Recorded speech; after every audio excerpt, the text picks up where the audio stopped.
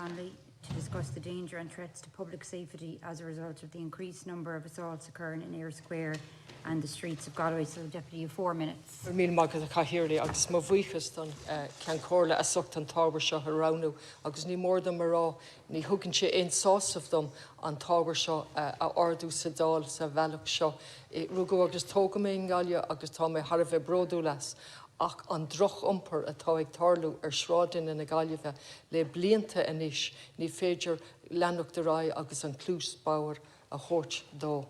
Agus le déanaí tá sé éirí níos measa ach níor hála sé inniu náinné tá sé ag tarlú de réir a chéile agus ag éirí níos measa le cúpla bliain mar a dúirt mé agus commat lei sin tá teachtarach láidir ag teachta má ón rialtas nach bhfuil ag taú leis na cúnsaí sráideanna na Gaillimhe. Tá an rialtas ag rá téama bí a ggóil, bí a githe, bantainmh ní léon aible sin ach is teachtarach lom gan na cursa chóhaics cad iad na cúnsaí eile atá ag tastal agus tá an droch umper ag choras cos winter na Gaillimhe agus níl sé sábhailte níos mó sin na gearán atá feite agam. Minister, thank you for being here today and I look forward to your response. It gives me no pleasure to raise what's happening on the streets of Galway, absolutely no pleasure. I'm a proud Galwegian. I want to see it thrive in the most sustainable way possible and the most inclusive way. Unfortunately, that's not happening at the moment and hasn't been happening for some time. And the latest series of assaults where a young woman has suffered life-changing injuries as a result of a fireworks in her eye is just one of the many that's happened, and I wish her the best of luck and her family. My thing today is not about one issue, it's about what has been let arise on the streets of Galway. Back in August, just by way of example, I wrote to the superintendent and the council in relation to Claddagh, where I live, and the removal of barriers. And I don't want barriers in my city or around my city. But at that time it was inevitable because of the crowds congregating and drinking openly and in open against the bylaws. And the guards were under pressure, and in a sense I have great sympathy with the guards on the ground, less so with management, let me say, but certainly with the guards on the ground in a time of COVID and a time where we have bylaws that are not being enforced. And so we're now in a situation where the headlines are screaming at us in the local press, the national press and on the radio, and I have a series of complaints here from people genuinely interested in saying, don't let this happen to our city. Some of them born and reared in Galway, others who have moved in and adopted it. And they're telling me openly, Minister, and they're all very rational, reasonable people who say, we do not feel safe anymore. Now, that's an appalling indictment of my city, Galway. Now, the one thing that came from the police and authority reports was the wonderful advantage, the advantages to having police on the ground and visibility. And indeed, Judge Charlton talked about the visibility of guards and the importance of it. Unfortunately, they're not visible. It's a reactive policy rather than a proactive policy. Now, I want to work with the guards. I have the greatest of respect for them and want more of them on the ground. But we can't continue with a reactive policy. There are suggestions that Eyre Square might be closed off.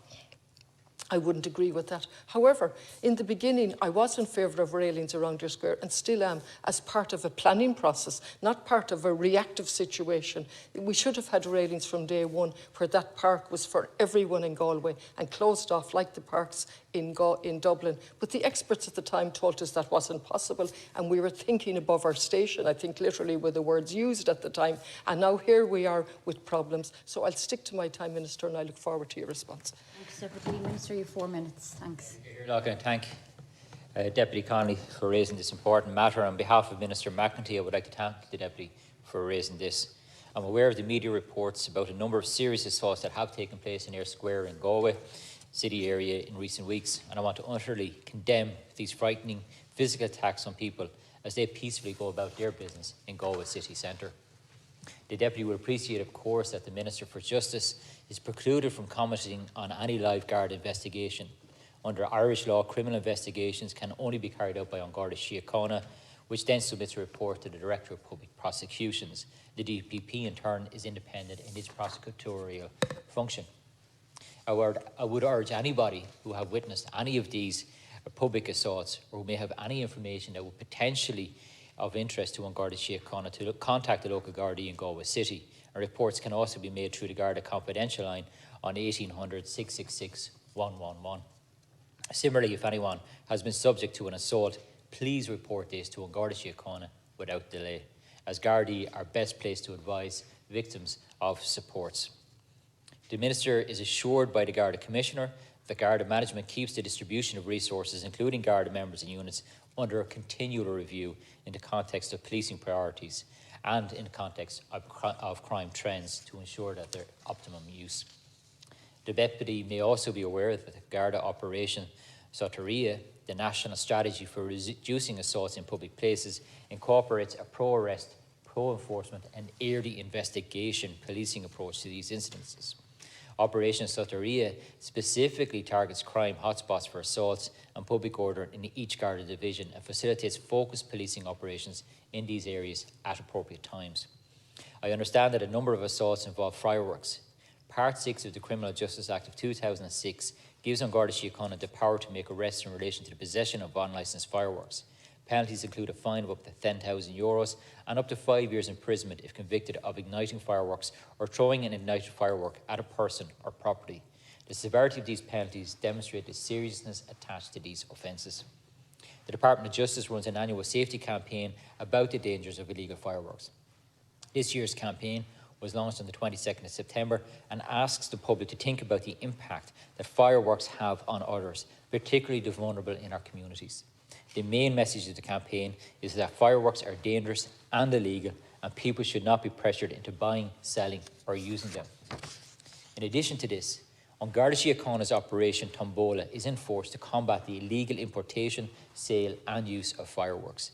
Operation Tombola has both an overt uniform presence and a covert element where appropriate to disrupt firework-related and other forms of antisocial behaviour.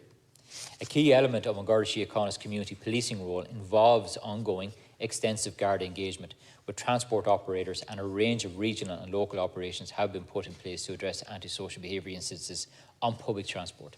Minister McEntee will continue to engage on an ongoing basis with the Garda Commissioner in relation to all of these community safety matters. Thank you, Ciara. For being here, but in a 10-paragraph reply, there is absolutely zilch mention of community policing on the streets of Galway and what's needed. You tell me you can't comment on a live Garda investigation. I didn't ask you to. I didn't ask anybody in the Department of Justice to comment. I'm bringing to the attention the danger on the streets of Galway. I don't want to do that, but I'm obliged to do that. This is not about fireworks, although the serious assault occurred and others did relate to fireworks. These assaults have been going on for quite some time. So I'm bringing to your attention now, which I don't want to, but I have to, that this has been going on for a number of years, getting worse. And in my opinion, it intensified with a message from this government to go out and drink and be merry. And the streets and the public areas were taken over in a manner that was not compliant with the Barcelona Declaration, which we passed almost 20 years ago, guaranteeing universal access to all our residents, regardless of ability, with the mantra, with the motto in mind, good design enables, bad design disables. All went by the board. That's part of the problem. The second part of the problem is the failure to have a proactive community policing. Now, there's one sentence here that tells me the Minister is assured that by the Garda Commissioner, the Garda management keeps the distribution of resources, etc., under review. The headlines in the paper 2 weeks ago was that the superintendent, I might have the title wrong, the chief superintendent, said he was never reluctant to ask for more resources, but he had the use of 2 or 3 trainee guards at the time. Now, trainee guards are a wonderful asset, but they have to be part of an overall manned and womaned police force that's given a message. This behaviour is simply intolerable. We won't accept it, and we are with you on the ground. Wincher na Charrach, can stop a curlish. That's not what's happening. This reply is not acceptable, Minister. I don't blame you, but really, at some stage, somebody has to come in here, put replies like that aside, and say this behaviour is unacceptable. This is what we're we're going to do about it. I'm going to engage with the Commissioner, and I'm going to engage with the Chief Superintendent in Galway, and I'm going to see what plan is there to stop this so that we can all live in safety and all enjoy our city. Thanks. Minister. Thank you. Here, and again, on behalf of Minister McEntee, I'd like to thank the Deputy for raising this matter. As the Deputy will be aware, the Garda Commissioner is by law responsible for the management and control of An Garda Síochána and for the effective and efficient use of Garda resources to combat crime and to keep our community safe.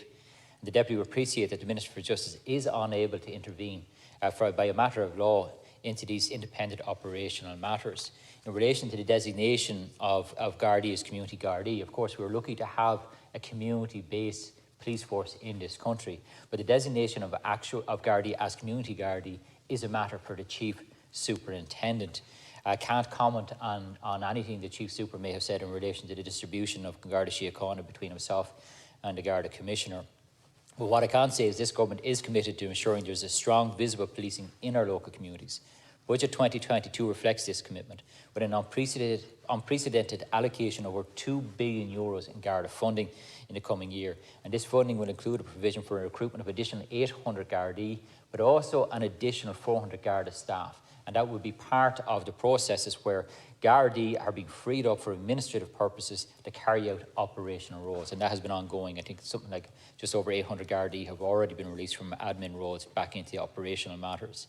And this increase in the number of Gardaí members and staff will deliver significant growth in operational policing hours nationwide and improve services to the public generally.